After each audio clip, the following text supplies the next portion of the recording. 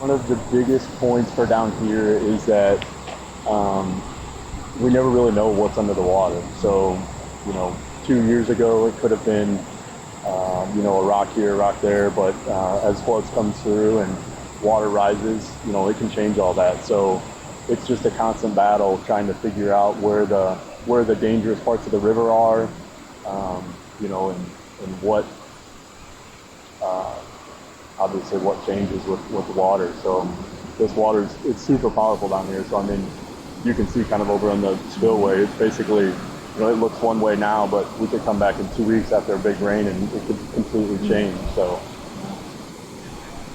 we have to do what we have to do to protect the public, but our personnel are also being exposed to the same life-threatening risk over and over and over again. So, as a chief of an emergency response agency, you want to try to minimize that as much as possible, and that's why we're trying to continually push the message about not swimming out here, because sometimes you wonder if it's just we're just playing the odds every time we go out there.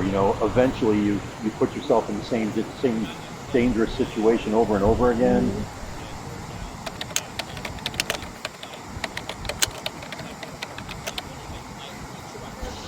Bad part is it looks like a great beach. If you walk 10 feet out, it drops off and it becomes like a washing machine. It just spins underneath. And that's where people get in trouble a lot of times.